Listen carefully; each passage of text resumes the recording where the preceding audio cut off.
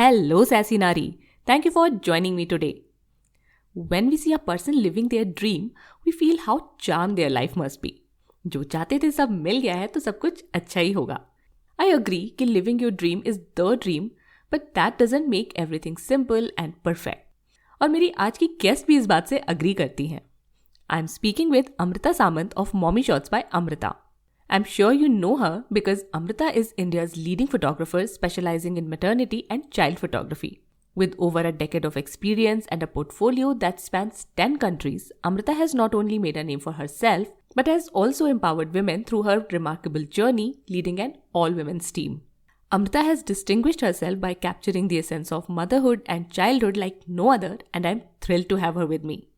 This conversation brings out the human aspect behind the brand she is. From the struggle to staying relevant to going through mental health challenges, from her biggest mistake to the sassiest step, we'll talk about it all. Before hearing from Amrita, please follow Little Fixes on your podcast app and share it with someone who you think will enjoy it.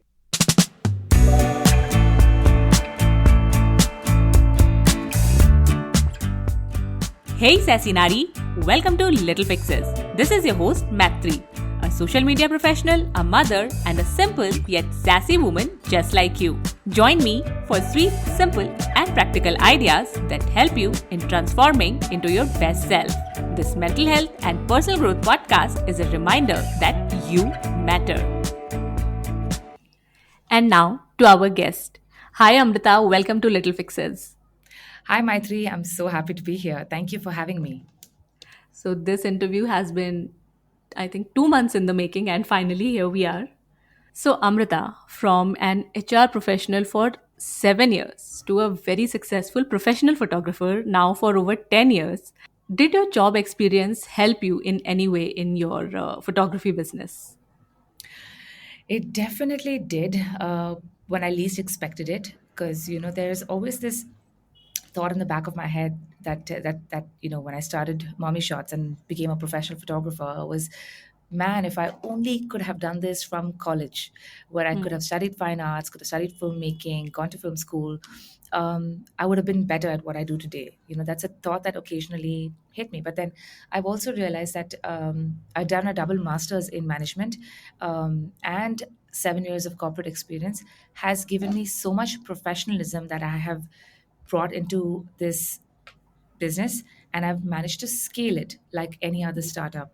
So I don't think these skills would have really come to fruition if I hadn't had that experience.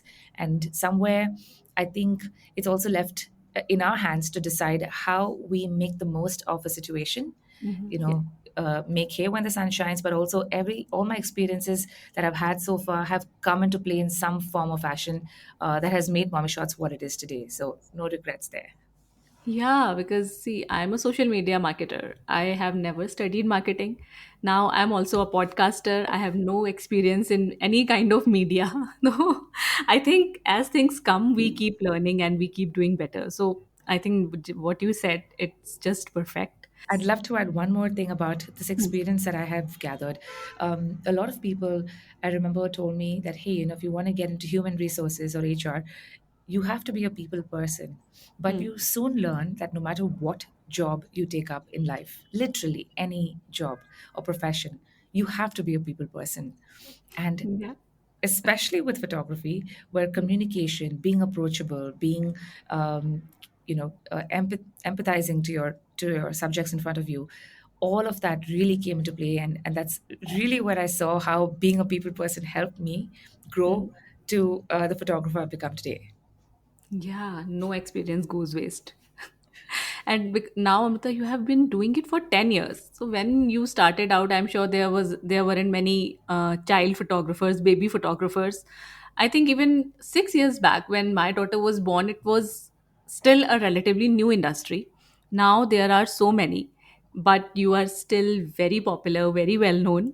So we want to know your secret. How do you stay relevant? Thank you. You're being very kind by saying that. I think I'm going to fast. Sorry, I'm going to rewind 10 years ago when I started. My biggest fear was that nobody in the industry was doing, a specialization in child photography. While that became the reason why I got into it, there was also a lot of fear attached to it. nobody set a precedent. So what if I come in and I don't succeed, or people don't accept the idea itself? That fear soon turned into confidence, because the first set of photographs that went out, back in the day when we had Facebook and everybody made a Facebook photography page, I had done the same, and I put up the first set of photos that I shot for a friend's baby. It was so well accepted, and there was such high demand for it that I surprisingly saw hockey stick growth, right from the get go, which made me feel like maybe I made the right decision by quitting my corporate job and starting this. And it became a beautiful medium of expression for me as an artist. Now, fast forward a few years later, this industry has become so much of a trend that nobody wants to get through a pregnancy without actually doing a maternity shoot, or they do not want to miss the newborn stage itself and get a newborn photography shoot done, which, by the way, was considered a huge taboo back in the day, Maitri. Yeah. It took me at least 2 years of educating clients and convincing them that don't miss this stage. It is so beautiful, and helping them understand how they could keep the images private and keep their baby safe, right? So fast forward to now, we have this huge ecosystem of child photographers. What I love most about it, it has provided opportunities, and I'm saying this because we run an education vertical and we train a lot of women and men in the space of newborn and child photography. This has actually created a huge space for so many housewives to indulge in this as a business, but at their own convenient timings. Their kids go to school, they have a couple of hours in hand, they're actually running a full-fledged business that is bringing them satisfaction, creativity, and making them feel completely full about good use of their time, and also, of course, enriching other families' lives by creating these memories. So this industry has become huge. But what does that mean for me, and what does that mean for my journey here, since we're talking about that? It's I think thankfully I've never looked at having other people around me doing the exact same profession as competition. I've always trained to focus on my own growth and my own targets, and constantly challenging myself. And I don't mean to sound diplomatic here or make this sound like, oh, I'm not threatened, or I'm not worried.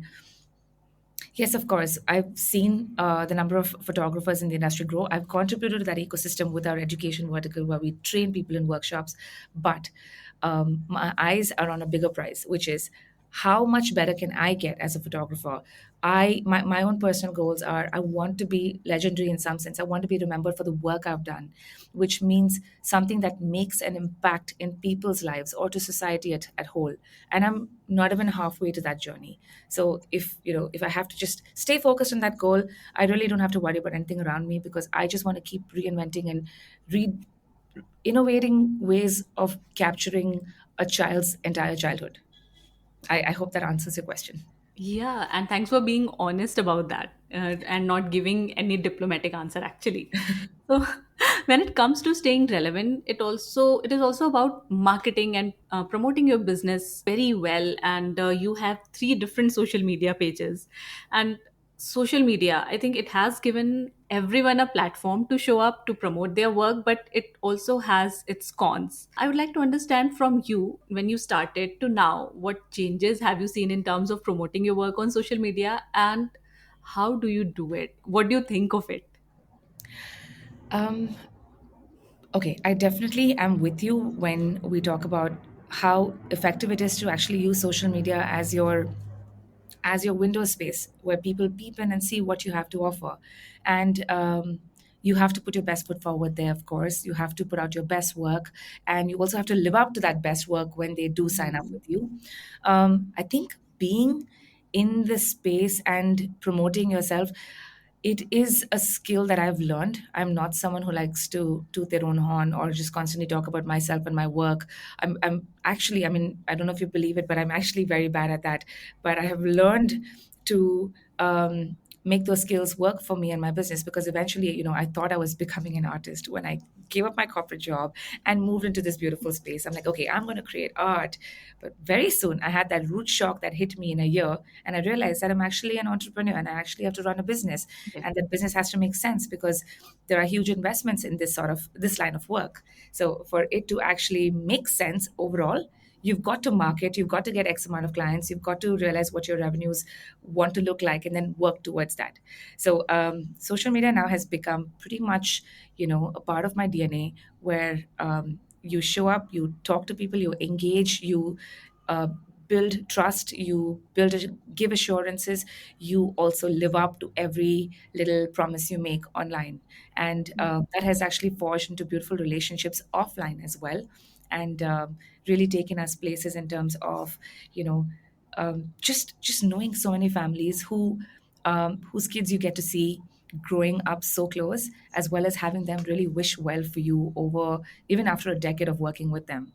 And I'm grateful for what social media has provided, but it is a lot of work showing up and doing what it takes to keep this business alive there.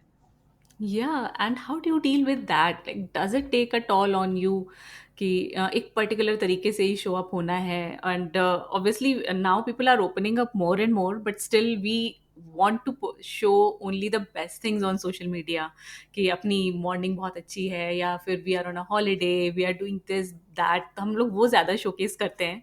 तो what do you think of that aspect? Um, Such bolo, though, I think the biggest thing here is that yes, it definitely takes a toll on anyone because there's only so much that you can show up as well.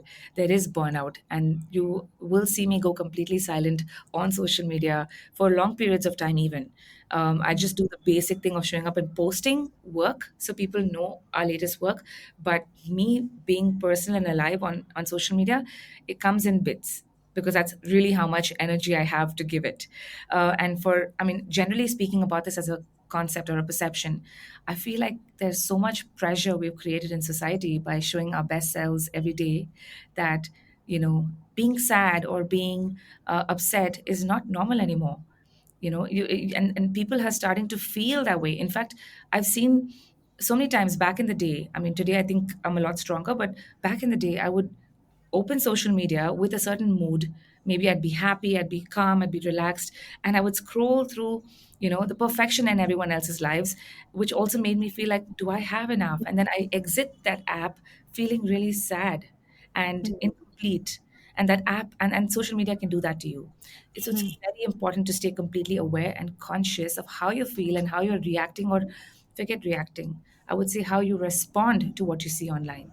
And the idea is to constantly just, maybe if you indulge in doom scrolling, have a voyeur's perspective. You look, but don't let that phase you or move you in motion. And I think mastering that art of, you know, not letting anything shake you up so much comes with time, comes with a lot of conscious effort. And today I can do that. I can doom scroll for hours, and I still do sometimes. But I don't let any of it bother me because I'm constantly, you know, I have my own routine and rituals where I'm grateful and I'm journaling and thanking the universe for what I have. And when you do that as an exercise, you start to feel fuller in your heart. Um, I wish more people would do that because social media can have detrimental effects otherwise. Yes, and talking about detrimental effects, you earlier also said that when you started out, you thought you were becoming an artist, and then you ended up becoming an entrepreneur. मतलब that is the Right. reality, obviously. तो बाहर से अगर कोई देखे तो they will think कि हाँ, Amrita is living her dream professional life, कि जो उनको चाहिए था वो कर रही हैं. But when I was talking to you last week, you also mentioned that you went through your set of mental health challenges. Yes. So what led you there? Even though I understand कि ऐसा होता है, but I know कि a lot of people will be like कि ऐसा कैसे हो सकता है? She's doing what she wants. So we would like to understand from you that. Um, I'm going to backtrack a couple of years for this because school may they don't teach you some of the most important things in life. They don't teach you about mental health. They don't teach you about your personal finances. They don't teach you about basic things in life like basic courtesies and how to greet people, how to, you know, be comfortable with yourself, show up as your authentic self. Simple, important things. Yes, we've learned morals, but beyond that, there's so much more that has to take us through life. One of those things being how to understand your mental health, how to deal with it, how to deal with situations, be it good or bad, and process them. So I think for me, what happened was all of it came together. I think about 4.5 years ago, close to when COVID started. Um, I had to start processing a lot of issues from my 20s that I didn't get to deal with because processing even bad experiences is an exercise that everyone should do. Whereas I just kept shoving things under the carpet and then it piled up into this big thing that I had to finally address in my 30s. Um, So a lot of it came together at one go, and I think COVID to some extent, also isolated you. You were left alone with your thoughts. You were left alone with just maybe working or working out or watching TV. There was nothing else to do. You would only be surrounded by the family members you were isolated with. So life caught up with me at that point, and I started to spiral downward. And I'm someone who's always been extremely confident and a huge extrovert, very ambitious, very confident in my own skin. And I'm repeating that because nothing would phase me. Mm-hmm. And suddenly there was this period where I just couldn't control anything anymore. I would constantly break down and I wouldn't know why. And that's when I realized that, maybe there's something wrong and I need to address it. Thankfully, I did know of words like mental health. I knew of words like therapy. I didn't know what they meant. Nobody understands mental health until you actually go through it, and I don't wish that on anyone. So at that point, I think I, spoke to a friend and I got a contact of a therapist, and I started my therapy sessions, which really is what helped me get through it. Um, in the last 3 years, I think those were the darkest years, if I have to put it, and not to sound very dramatic or anything, but they were a huge challenge. And it was like fighting a million demons all on your own, and nobody around you can understand or help you. And it was like having this huge massive rock that just weighed you down throughout the day, especially in the mornings, especially at night when you're going to bed. It was a force I couldn't fight. It was a tidal wave. I'm running out of expressions here because that's how bad it was, and it took a lot of effort. I think one thing that really kept me going was this whole never give up attitude that I've always fostered as a child, thanks to my parents. I pushed through and pushed through and pushed through as much as I could. Buckets of tears, buckets of various crazy moods, all of it came in the way, and I still had to work through it all, right? You still have to adult and be like, okay, I can't be sad today, I gotta go to work. But you gotta fight through it. So what led me to it is just a lot of things that I did not address as they happened. And also, I think the isolation really got to me. And I think it was the period in my life where I had to address my own mental health and then work towards making it better. It's been a long journey, my 301 lie, and it's been one of the hardest things I've ever had to do in my life. Nothing has been this hard. And which is why, if I get a chance to talk about it with a friend over a coffee, or with a family member, or with a setting like this, I really do hope that people start to pay attention and notice the symptoms early on and get to it, so they don't have to go through the spiral. That's a never ending spiral that I went through, because that's not for the faint hearted. It takes a lot to fight it. Yes, yes, definitely. And Amrita, then what did you change in your life and maybe in your routine after you came face to face with your mental health issues and you started processing them? Honestly, I did not change much except for going to therapy. Mm-hmm. The work I did beyond therapy was thinking about what was discussed at therapy, the realizations that came to life, the realizations that my therapist led me to help me understand why this is happening to me. I gave that a lot of thought, and even going through the motions of thinking about it is hard because it lead to a breakdown. It lead to uncomfortable, an uncomfortable existence, to believe that hey, this has happened to me and I have to live with it. I have to accept that it happened to me, versus being sad about it and crying about it, right? That's a defense mechanism. So addressing that itself is a lot of work. However, in the last 1 year, I think I've had a massive transformation, because I healed to some extent in the last 3 years, and then the previous 3 years, and then the last year, 2023, is where I started to make and implement conscious changes in my day-to-day activities to help me fight the last bit that I had to fight, which included things like praying a lot more, finding that faith, that's something that grounds you in one place. For me, it was, just being in front of my puja, my mandir, and just sort of saying a prayer, lighting an incense stick. For me, that gave me strength. The other thing was journaling. I never thought I would be someone who'd journal. Like, I surprised myself today. I'm like, I'm that same person. I started to also detach from wrong energies around me, which again, 2 years back, that would be the weirdest thing I would have said. But today I believe so strongly in it. It's important that the people who surround you, who you meet on a day to day basis, you pretty much are the average of those 5 or 6 people you're meeting. So it's important to surround yourself with the right energy, the right people, people who have good intentions for you, and you wish well for them equally. And I think also being grateful. While meditating, I'm constantly thinking about how much I actually am blessed with, versus thinking about how much is missing in my life and how incomplete I feel. I think one of the large, and this is me being my vulnerable best when I say that one of the big things that I felt really incomplete about was not being married, being single at this age in India, not having children, not having a partner. And India is not the ideal country to be single in, because they every part of the way society reminds you that Yeah. you're not where you should be, and they're constantly checking in on you, and it could be with good intent for all you know, but it does make you feel like something's missing in your life. And Yes.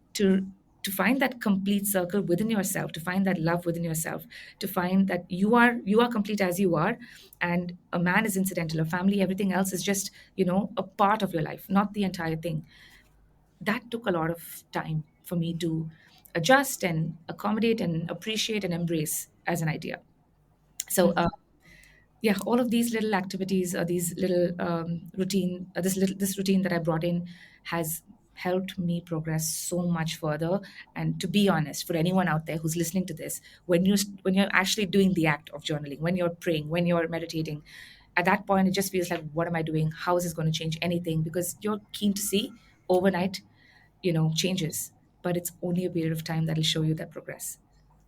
Yes. And one thing which I have noticed now, कि people will always make you feel incomplete. Always. I got married at 24. फिर सब पीछे पड़ गए कि baby कब करोगे 30 years की एज पे आई डिसाइडेड कि I want to have a baby now I had a baby अब because she is a girl maybe boy भी होता तब भी लोग अब दूसरा कब करोगे तो I think they will always say अभी भी मुझसे कहते हैं तुम्हारी फैमिली अभी इनकम्प्लीट है अभी if you have one more kid और most likely a boy then your family will be complete तो आप हमेशा इनकम्प्लीट ही रहने वाले हो कुछ भी कर लो आप That is true. Paka, I think people are always constantly trying to fulfill their own wishes through someone else. Yeah. And Amrita, what do you do for fun? Because you are living your hobby, as we call it, photography. कि ये Yeah. hobby होती है. तो like my husband loves to do photography as a hobby. So now, what a photographer does for fun. Okay, I have a lot of interests. I think after starting Mommy Shots, I put everything in the back seat, and I think that also led to bad mental health, because there was no balance of work life and personal life. And I've brought all of that back in the last 1 year, so I'm really excited to talk about it. So I love picking up new skills. So one of the skills that I have, a sport rather, that I've really indulged in is boxing.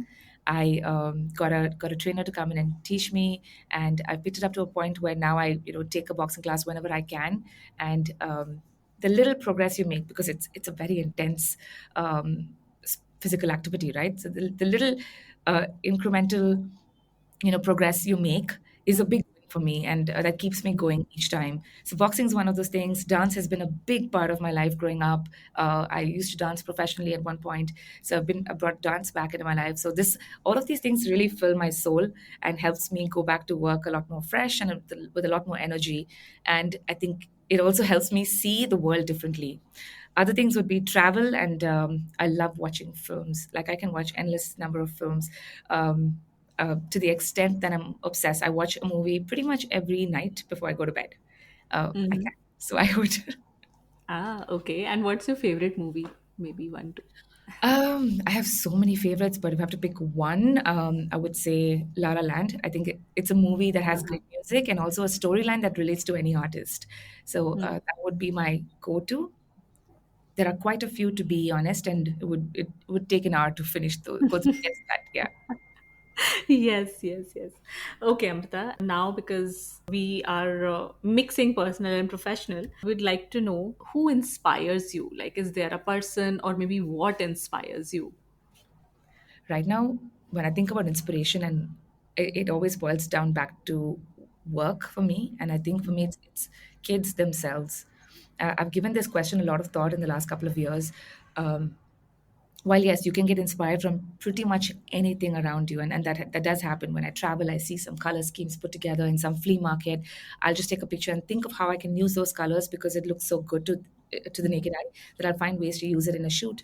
Or I will try and find inspiration through films. This is why I watch films, just to see beautiful frames and see how I could create similar frames, because everyone might be creative, but two people can use the same inspiration in different ways and execute it, right? So I'm constantly drawing inspiration from things around me, but if it has to be a person, I would say it's definitely with it's from kids between the age groups of say 6 months to maybe 8-10 years, right? They are more interactive, expressive, and you see them go through life without a care in the world, because they have someone protecting them and taking care of them. And what that teaches me, if you have to transpose the lessons from that, is that they are fearless, because they don't know crawling off a table will, land them a fall, or they're, transparent, filter free, and they say exactly what's on their mind. They love the simple concept of play, which we've forgotten as adults, and they love unconditionally. They don't care if it's a male photographer or a female photographer or anything. They don't care, about what is who the person is and what they come with. They just really care about that person and how much that person can play with them and make them happy. Right? So Yeah. these little things, I feel like, it really change you as a person, and that influences your outlook as a photographer. Yes. And Amrita, was there a moment in your life, in your professional life, when you felt ki yes, I have made it as a professional photographer. Now this is what I have been looking for and now I have made it. Oh, my three, no, if I have to be honest, wo, that hasn't happened, and I hope it doesn't happen, because that would also mean I Yeah. start to get complacent. अगर Hmm. बहुत comfortable हो गए, तो you just start to get lazy about your craft. There have been milestones, Hmm. which me as a personality, I don't really celebrate milestones, because I'm always like, agla goal kya hai? Like, what is the next thing? What is the next big thing I can do? Or what is the one next most challenging thing I can do?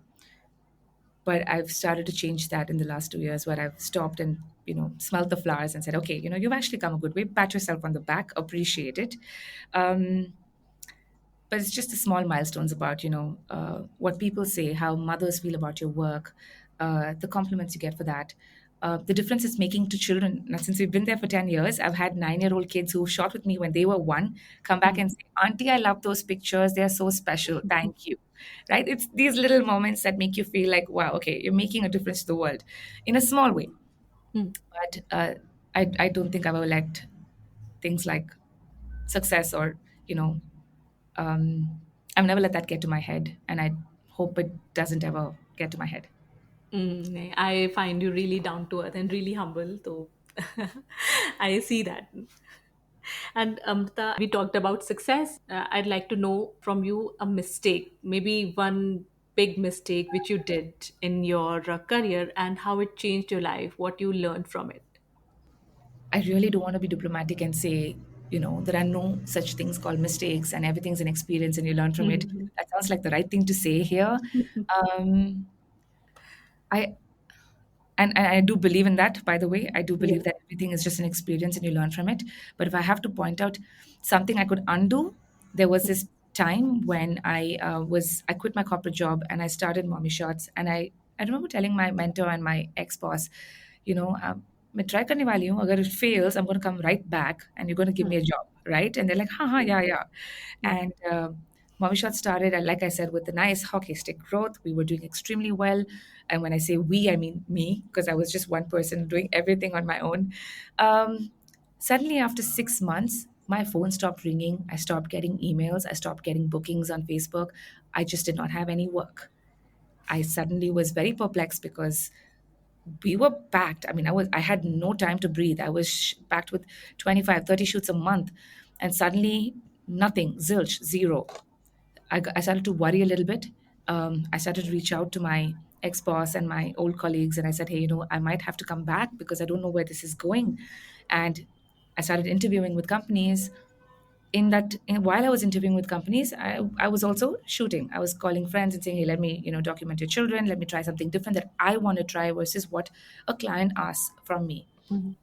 And I started putting up that work while doing the interviews. The interview process was about 3 months, right? Because these were really big companies we were interviewing with.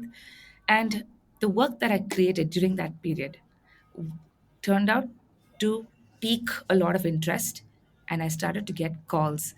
I got two offers in hand at the same time my phone started ringing. And I was so confused, but because these are such important crossroads in your life. I was Yeah. doing extremely well in my previous job. I quit at the pinnacle and started this. Now I was going back to my corporate job because that seemed like the sensible thing to do, a reliable thing to do. And but my phone wouldn't stop ringing off the hook again after a good 2.5 month break.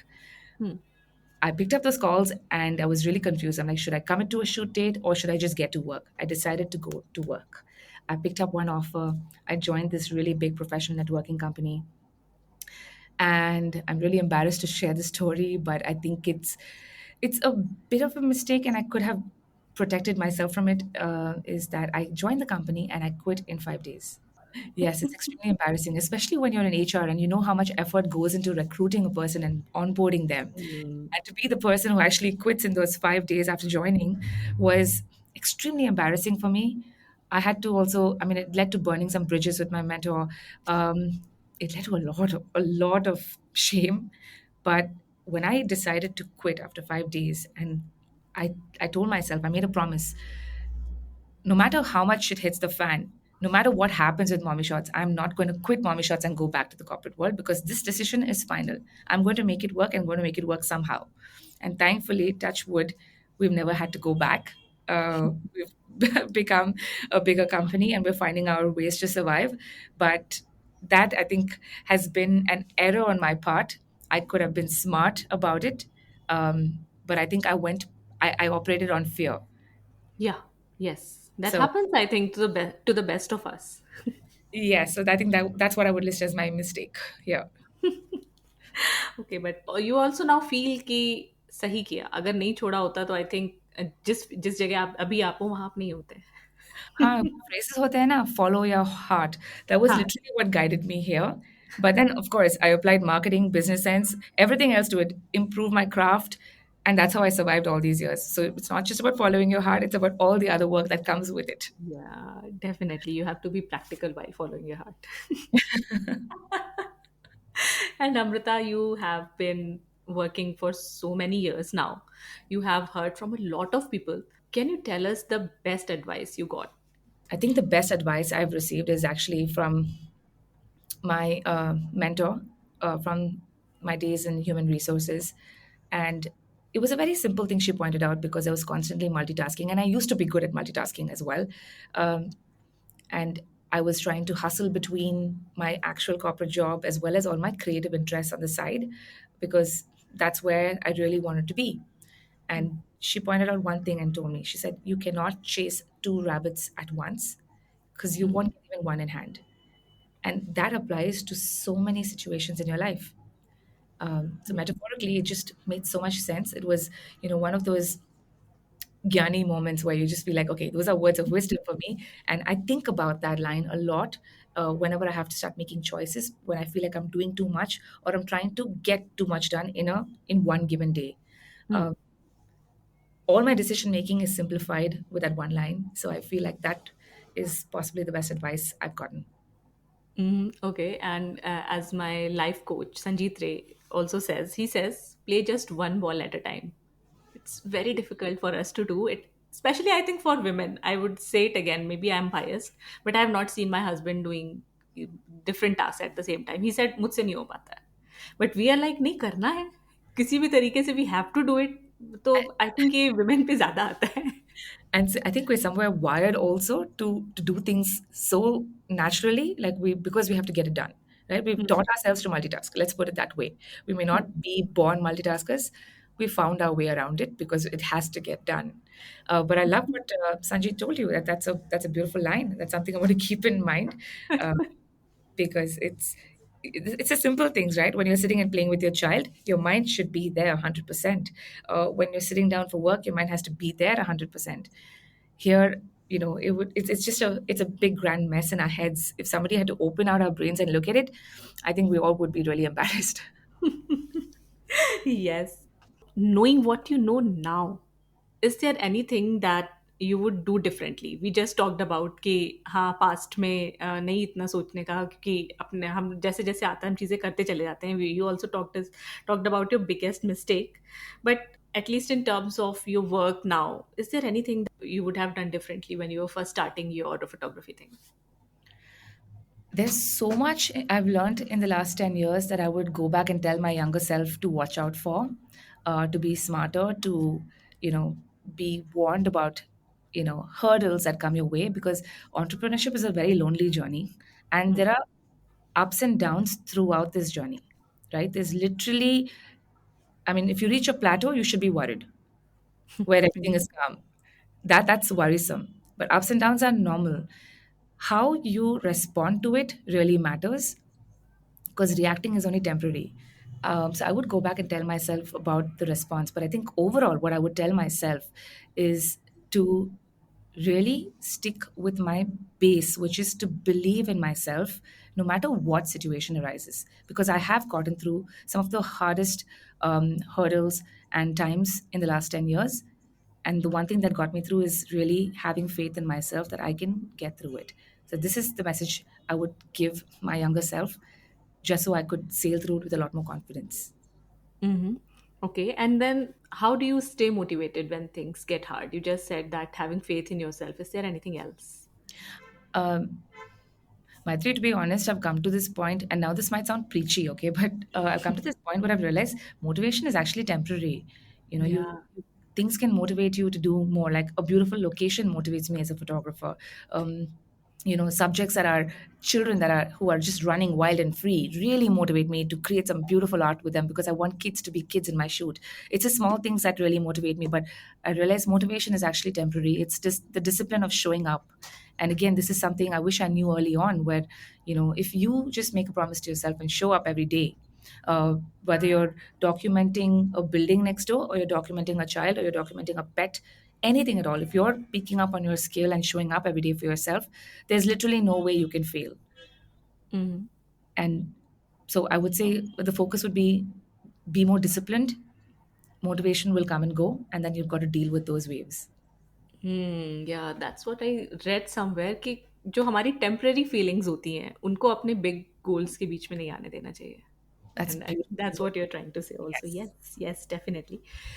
And Amrita, now tell us the most surprising thing you discovered about being an entrepreneur. This is the most surprising journey I've had in my life. I think every entrepreneur will agree with me when I say every day is a surprise. Mm. Some good ones, some not so good ones. But I think the most surprising thing about being an entrepreneur is realizing how resilient I am. I've just been fluid, where I've adapted to situations and all kinds of situations. You're pushed into a corner, you have literally nothing, no resources, and you're still getting work done. Or you're pushed to this space of luxury where you have everything and still sometimes you can't get work done.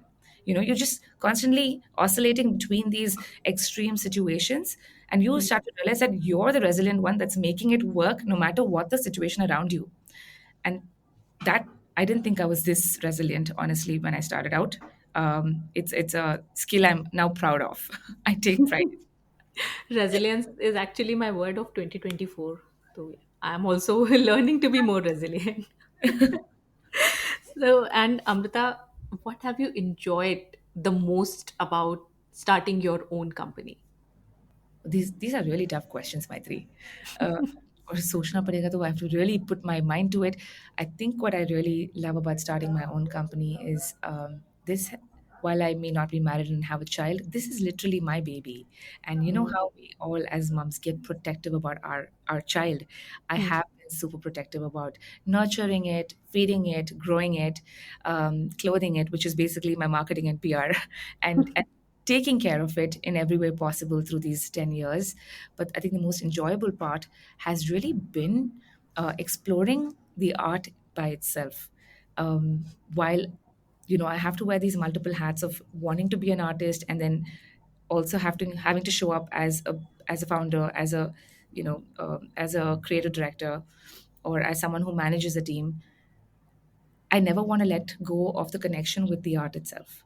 Because the day that happens, that's when I feel like I'll never provide value to anyone who actually comes to us for documenting their lives. And we Mm. have important job. We're taking a screenshot of your lives and reminding you about it, say 20 years from now. So for me, just nurturing the art itself and fostering my skill here to be better each day, and even for my team as well. I think that is the most enjoyable part of the entire journey of starting my own company. Yeah, and as you said, the questions might be tough, but you are nailing the answers. I'm trying. Yeah. Now, the because we have a lot of entrepreneurs in my listening community, I myself am an entrepreneur. So, what, according to you, are the essentials to become a successful entrepreneur? I would put, if I have to put three things down, I would definitely put down resilience on it, because it's important to um, adapt to different situations. Two, always be open. And when I say be open, it's a mindset where you're open to literally any way of getting that job done, or Mm-hmm. be open to any kind of changes, because changes are every single day. So being open to change, being open to embracing new ways of, doing things, and being open enough to adapt to the changing ecosystem as well. Today, I could be doing photography. Tomorrow, I'll just be doing videos if photography gets stale. That ad- um, you know that openness to change is really important. And the third would be to never lose focus on your overall objective, which is, we all run a business to add value. Yes, it's a business and you have to make money, and you've got to think about your P&L statements. But if you forget why you're in there, pushing every single day, and if you're not adding value or changing lives in some way, your overall purpose as an entrepreneur is kind of lost. Mm, I would yeah, put these three on top. yeah. So, see, you started your career 17, 18 years back. So, you might have had a different definition of success back then, and now it must be different for you. So, please tell us how it changed and what is it now? Um, when you're younger, a lot of this stuff is actually glamorized, right? Yeah. Being a photographer was a very glam profession to get into. It was also about, how popular you are, being in the press, being appreciated, or working with very important people. All of that was associated to success. Yeah. Traveling the world was considered success with your profession. But these were also different times when, you and I were being raised. And over a period of time, as you get deeper into your profession and into your skill, you start to realize there are so many elements and so many factors that come into play when you are growing as a person, as an individual, and growing your company with the objectives you have in mind. So for me, Mhm. my goals are very clear. Be the best at what I do. There's no space for mediocrity. And maybe this is something I picked up in school, because our school was always focused on perfection, which may not be the correct messaging, by the way, for a child. Mhm. However, some parts of it stayed with me, and I'm always striving towards perfection for that matter. And so if I fast forward to what success means today, I think success comes in the little joys of my everyday. When I Mhm. get that message from a mom saying, "Oh my God, Amrita, your pictures made me cry," or "I love them so much, I can't wait for my child to grow up and see these pictures." That for me is success. Or when a brand out there that I work with says, "Amrita, you nailed the brief. I've got exactly the kind of content I want to promote my brand, and it's making a difference on Instagram." Mhm. That is success to me. It's the small little joys from my everyday job that bring me success, versus the optics externally of who Amrita is and how far, how big Mommy Shots has grown. All of that is secondary or tertiary, or not even considered in that sense. For me, success today also is so much to do with my team. I honestly think that we've come this far only because of my team, and they've literally been my pillars of support and foundation that we built out. And having a good team is what will determine your future milestones or progress, right? I'm not using the word success very carefully here, because success is temporary, and success is, in the smaller things, and it's never something that's a finish line. Mhm. Yeah, it's these little things that help me appreciate the success I've had. Yes, and Amrita, you have given us so many important things to think about in the last 40 minutes or so. Now, please also tell us what, according to you, is one thing that every woman needs to keep in her mind always. Okay, ready for the drum roll? um, we've always been told as women to be super women, super moms, super or super strong or brave women. Like I constantly see this. I've received that compliment so many times, and it may be well-intended compliments of, "Oh, Amrita, you're so strong. You got through that really hard time in your life," or "Amrita, you were so brave about that," or whatever it is. Mhm. But I realized this year that honestly, we're just being fooled. We're being scammed, by the way. Not everybody has to be strong. You don't have to be brave. You're forced to stand up to things, and you're forced to be brave. You're forced to hold your shit together. Can I say shit? You're forced to hold your stuff together and, like, show up every day. And in the process, you get these compliments of being super strong and you're so amazing at what you do. No, I feel like we're setting the wrong bar for women, especially around Women's Day, Mother's Day. They show these illustrations of a woman having 10 hands and multitasking. Gosh, no, that's such a wrong idea to put out there. Then we have very different standards for every woman to live up to, and it's not real. It's impossible. That'll lead to instant burnout. And Mhm. that is just, again, like I was saying, detrimental in the overall run. You don't see men with the same illustrations. You don't see men being called super strong, super brave, so amazing. We don't see that. How is it that they're excused and we are, like, put on this thing? So, since you spoke about a gender based question, I would say that the most important thing for a woman to remember and embrace is to be their authentic self in their truest form. Showing up as their authentic self is the most important thing. Everything else is secondary, because if your character comes through with good intention, everything else can be learned, everything else can be picked up. Those just become, byproducts eventually. But today, being authentic, being kind is so rare that that's what I would ask for from every woman. Definitely, definitely. Now, we just talked about being kind, but now tell us the sassiest thing, the maybe the boldest thing you have ever done. Okay, for me, this was the boldest thing for me because it took a lot of courage to be able to do it. For someone else, it may be a piece of cake and a really easy thing to do. Uh, but I took stock of it because I had to take years to build up that courage to do it, which is now when you operate on fear and you're constantly saying yes to everything, that courage to say no, Mhm. saying no to clients you don't want to work with, saying no to tasks or commercial gigs you don't want to take up, saying no itself, I Mhm. think has been one of the boldest things I've learned. I've Mhm. always been a yes man. Again, I think this is the way I've been raised, the school I went to, what they taught us to be, accommodative, to be caring, to help everyone. You possibly can't help everyone. You can't say yes to everything. And I've been doing that, and then it led to just the mental health breakdown that I spoke about some time ago.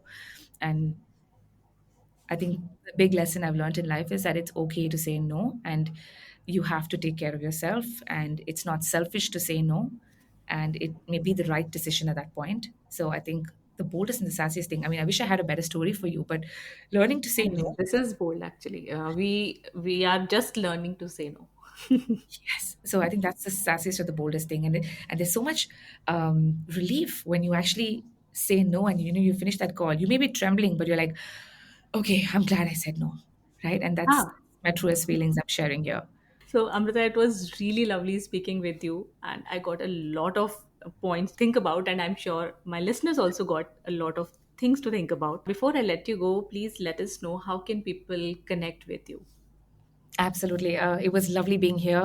And if anybody wants to connect with us, there are just so many social media platforms that we're present on. There's literally no way someone cannot connect with us. Hmm. Be it email, calls, our Instagram page, which is at Mommy Shots by Amrita, our website, mommyshotsbyamrita.com, and YouTube as well. So we're all over the place, and we'd always love to be connected. Mhm. Okay, that is great. So, Amrita, thank you so much for being honest about sharing your life and your experiences with us, and thank you for your time to Little Fixes. Thank you for having me. I really enjoyed this conversation. अगर आपको ये episode valuable लगा तो please help little fixes reach more people by sharing it with someone you care about. You can also give us a shout out on Instagram. मेरा handle है @littleFixesPodcast. This helps me in growing the podcast और बहुत सारे और लोगों की help भी होती है इसको सुन के. I am grateful for your time. अब मिलते हैं नेक्स्ट वेंसडे को. तब तक के लिए खुद से प्यार करते रहो और सदा सैसी रहो. बाय.